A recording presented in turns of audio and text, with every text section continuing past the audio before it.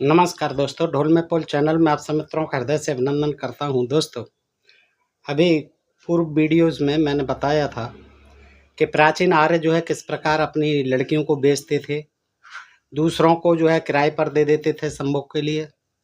ये सब चीज़ें आपने देखी। बहुपत्नी होती थी, बहुपति होते थे, बहुपत्नीवाद, बहुपतित्ववाद और स्वच्छंद संभोग की प्रवृत्ति नियोग, ये चीज़ें आपने देखी। आज का जो वीडियो है उसमें मैं आर्यों की उस पद्धति को बताना चाहता हूँ, उस नियम को बताना चाहता हूँ, उस विधान को बताना चाहता हूँ, जिसके अंतर्गत के अपनी दासियाँ या अपनी स्त्रियाँ जो है मित्रों को और अतिथियों को दे दी जाती थी संभोग के लिए, और इसे बड़ा पुण्य कार्य माना जाता था, धार्मिक कृत्य माना जाता था। और उसके बाद जो है वो देने वाला स्त्री को दान में या संभोग के लिए या फिर दासी को देने वाला अपने को धन्य धन्य समझता था, कृत्य समझता था दोस्तों।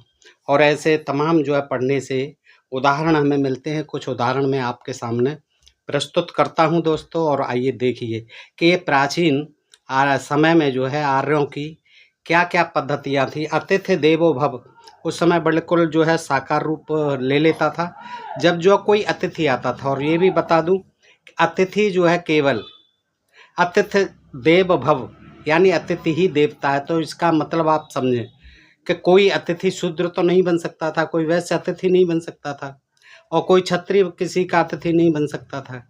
केवल अतिथि या गुरु या जो भी दीक्षा देने वाले, यज्ञ करने वाले, जितने भी धार्मिक संस्कार कराने वाले पंडित पुरोहित, ये सब जो है ब्राह्मण ही होते थे, और आज भी होते हैं दोस्तों। ये आप जो मानते होंगे। अच्छा, क्षत्रिय कोई चला भी जाता था तो उसके लिए भी विधान है, उसको जो वो सम्मान नहीं मिलता था ब्राह्मणों जैसा। ब्राह्मण के यहीं जाएगा अतिथि बन करके, कोई मतलब नहीं होता था। लेकिन जब ब्राह्मण आ जाए तो समझो देवता आ गया, और सब तरह से उसको खुश करना है। और लोग जो है अपनी पत्नियों को भी कह देते थे कि आगे पीछे यदि कोई ब्राह्मण अतिथि आ जाए तो उसको नाराज मत करना, वो जो कुछ मांगे दे देना, उसकी याचना को जो है बिल्कुल भी नकारना मत। तो दोस्तों, इस तरह के जो है प्रसंग हमें मिलते हैं जिनसे ज्ञात होता है कि देखिए प्राचीन समय में ये आर्यों के जो जितने भी ये नियम विधान थे वो कितने आज के युग में कितने अमानवीय हो जाते हैं। आज उनका कोई मतलब नहीं होता है दोस्तों। और ये चीज़ें पढ़ने से ज्ञात होता है कि उस समय ये कव्वाली जैसे होते हैं, कव्वाली जनजातियाँ होती हैं, उस तरह के इनके में नियम विधान थे। यानी इस तरह के जो संभोग आदि थे दूसरों के साथ, उनके प्रति कोई ऐसी धारणा नहीं थी, गलत धारणा नहीं थी, अधार्मिक नहीं माना जाता था इन कृत्यों को। तो दोस्तों आइए देखते हैं। देखिए, शांति पर्व है महाभारत में। शांति पर्व के 168वें अध्याय में लिखा है कि गौतम नामक ब्राह्मण को अतिथि सत्कार के रूप में अन्य वस्तुओं के साथ किसी एक सवर्ण एक गत भ्रत्र का दासी दी थी। दासी से शुरू करते हैं दोस्तों। ये दासी दी थी गौतम नामक ब्राह्मण को अतिथि के सत्कार के रूप में एक सवर्ण एक गत भ्रत्र का दासी दी थी। किसी सामान्य अतिथि के आगमन पर उसे दासी देने की प्रथा, सामान्य आदमी आता था तो उसको जो है दासी देने की प्रथा भारतवर्ष में पुरातन काल में सर्वमान्य थी, और अभी तक यानी इस युग में भी पेशवाओं के काल तक यह प्रथा प्रचलित थी। पेशवाओं के कई सरंजमदारों में अतिथि सत्कार की यह प्रथा थी पेशवाओं के शासन तक।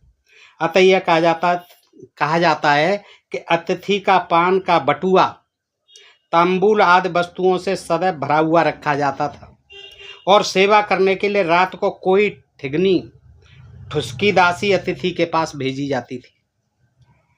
कृष्ण अर्जुन आदि अतिथियों को दासी देने के अनेक उल्लेख मिलते हैं। सिर्फ दासी अतिथि के पास भेजने में विशेष बड़प्पन दिखाई नहीं देता, इसलिए कि दासी तो स्पष्टतः एक दासी है, उसकी क्या हैसियत है, वो तो एक गुलाम है। तो ये कोई बड़प्पन वाली बात नहीं थी। अतिथि के लिए रात को दासियां भेजी जाती थीं, और ये पेशवा शासन तक ये प्रथा जो है जारी रही है। परंतु इसके बाद जो देखिए, गृहस्वामी द्वारा अपनी धर्मपत्नी को ग्रामीण प्रथा के अनुसार अतिथि की सेवा करने को कहे जाने का प्रमाण भी महाभारत ग्रंथ में देखने को मिलता है। कहाँ मिलता है? महाभारत ग्रंथ में। क्या? अपनी पत्नी को गृह स्वामी द्वारा यानी पति द्वारा अपनी पत्नी को अतिथि की सेवा में दिए जाने का उल्लेख मिलता है।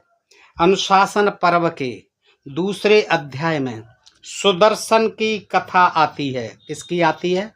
सुदर्शन की कथा। कहाँ आती है? अनुशासन पर्व के दूसरे अध्याय में। सुदर्शन अपनी भार्या ओघवती नाम होता है। भार्या का क्या नाम होता है? पति का नाम सुदर्शन, पत्नी का नाम ओघवती। तो सुदर्शन अपनी पत्नी ओघवती से कहता है कि गृहस्थाश्रम धर्म के अनुसार व्यवहार करने के लिए मैं प्रतिज्ञाबद्ध हूँ। अतः तुम अतिथि के विरोध में किसी भी प्रकार का बर्ताव करो। विरोध में किसी भी प्रकार का बर्ताव मत करना।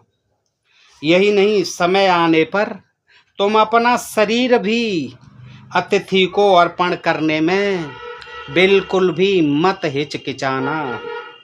पति की यह आज्ञा पत्नी ने सिर आंखों पर ली और क्या कर सकती है बेचारी? सिर आंखों पर लेती है और शीघ्र ही परीक्षा की घड़ी आ जाती है। सुदर्शन की अनुपस्थिति में एक ब्राह्मण अतिथि आश्रम में आया। अर्धपाद्यादि पूजा को विधि पूर्वक स्वीकार करने के उपरांत अतिथि ने सुदर्शन की पत्नी के सम्मुख अपनी संभोग इच्छा प्रकट की।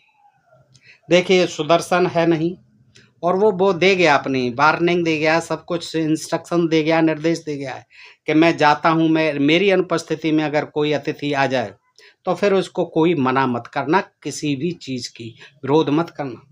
तो वो चला जाता है और उसकी अनुपस्थिति में एक जो है ब्राह्मण अतिथि आ जाते हैं और उनकी अर्धपाद्यादि पूजा करती है विधिपूर्वक।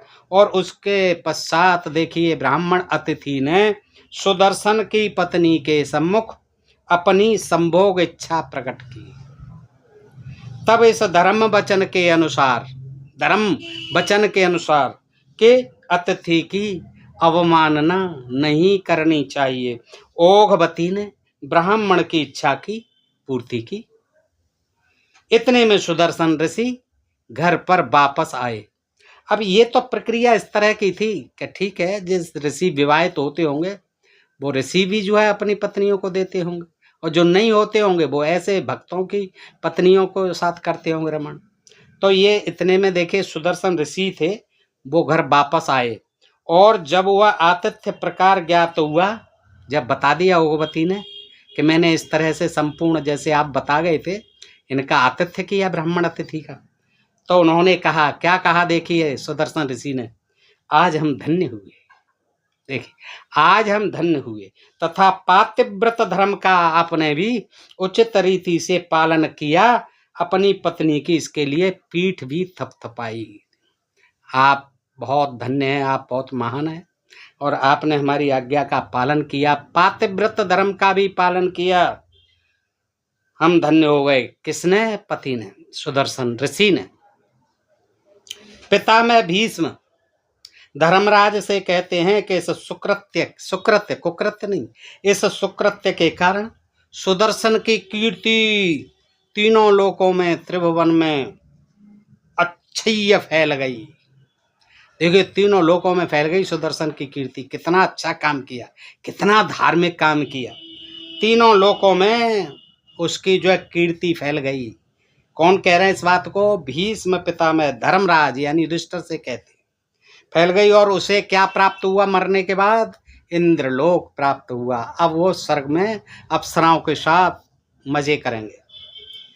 यह प्रमाणित करने के लिए अन्य आधार ढूंढने की आवश्यकता नहीं है कि किसी समय भारतीय आर्यों के बीच स्त्री अतिथि को समर्पित करने की प्रथा थी।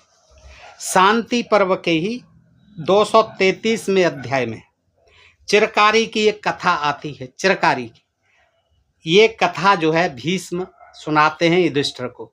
कैसे सुनाते हैं कि चिरकारी का पिता गौतम अन्यत्र कहीं कार्यमग्न था, अन्यत्र कहीं गया हुआ था। कौन? चिरकारी का पिता गौतम। उसी समय इंद्र गौतम के आश्रम में अतिथि के रूप में आया। ये देवता था, अतिथि के रूप में आया और चिरकारी की माता से संभोग करके चला गया। गौतम पत्नी से संभोग करके चला गया। वापस आने पर गौतम को जब यह बात पता चली तो उन्होंने सबसे पहले चिरकारी को अपनी माता का वध करने की आज्ञा दी। पहले तो उन्हें बड़ा क्रोध आया सुन करके, जब के उसने मालूम हुआ कि इंद्र जो है संभोग करके चला गया, तो चिरकारी पर बहुत क्रोध आया, डांटा और माता का जो वध करने की आज्ञा दे दी। क्रोध पूर्वक उन्होंने स्वयं यानी जंगल का रास्ता पकड़ा, वन का रास्ता पकड़ा। यहाँ माता का वध न कर चिरकारी वैसे ही रह गए। वो तो चले गए, क्रोध करके काट दे, से मार दे, जैसे जमदग्नि महाराज ने कह दिया था परशुराम जी ने, तो उन्होंने तो मार दी थी। लेकिन ये चिरकारी जो है दयावान था, वो चले गए। उन्होंने सोचा क्या मारूं, तो चिरकारी ने उस अपनी माँ की हत्या नहीं की, वध नहीं किया। चिरकारी शांत रह गया। अरण्य में क्रोध शांत हो, वो जंगल में चले गए। अब जंगल में कुछ दिन रहे। अब वहाँ रहते रहते उनका थोड़ा क्रोध जो है गौतम जी का शांत हुआ, तो फिर वो आते हैं वापस। अब में क्रोध शांत होने के बाद गौतम को यह सोचकर बहुत दुख हुआ कि पुत्र ने उनकी स्त्री का वध कर दिया होगा। रास्ता में सोचते आ रहे हैं, वापस आ रहे हैं, चैन नहीं पड़ रहा है उन्हें, और सोचते हैं कैसा काम हो गया, कोई बड़ा अपराध नहीं है, ये अस्पष्ट अपराध है, स्पष्ट नहीं है, क्लियर नहीं है, ये अपराध है, अस्पष्ट है, नॉन क्लियर है। और इसके लिए अतिथि समागम, जैसे अतिथि ने समागम किया, कोई बुरी बात नहीं है, और ये ऐसा अपराध नहीं है कि इसके लिए स्त्री का वध किया जाए।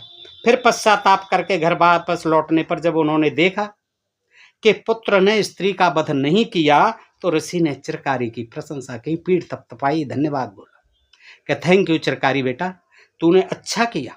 ये मैं उस समय क्रोध में कह गया, लेकिन ये इतना बड़ा जो है अतिथि के साथ समागम करना कोई बहुत बड़ा अधर्म का काम नहीं है, इतना बड़ा अपराध नहीं है कि ये अक्षम्य अपराध नहीं है कि जिसके लिए माँ का या किसी स्त्री का वध कर दिया जाए। दोस्तों, आज आपने देखा कि किस तरह से हमारे आर्य जो आए थे, आर्यों के जो प्राचीन विवाह शादी आदि होते तो उनमें तो क्रय विक्रय होता ही था, लेकिन आज के प्रकरण में आपने देखा कि किस तरह से वो अपने मित्रों को और अतिथियों को, अपनी दासियां और अपनी पत्नियों को समागम तक के लिए अर्पण कर देते थे।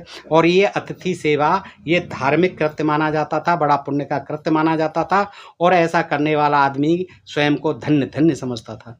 बताइए दोस्तों, ये जानकारी आपको कैसी लगी? अच्छी लगी हो तो मित्रों में अधिकाधिक शेयर करना, अपने प्रिय चैनल ढोल में पोल को सब्सक्राइब करते रहना, ताकि आपको ऐसी ही जानकारी फिर से मिल सकें, आगे भी मिलती रहे। दोस्तों, फिर मिलते हैं किसी ऐसी ही जानकारी के साथ अगले वीडियो में। तब तक आप सब मित्रों का हृदय से आभार, नमस्कार, जय हिंद, जय भारत।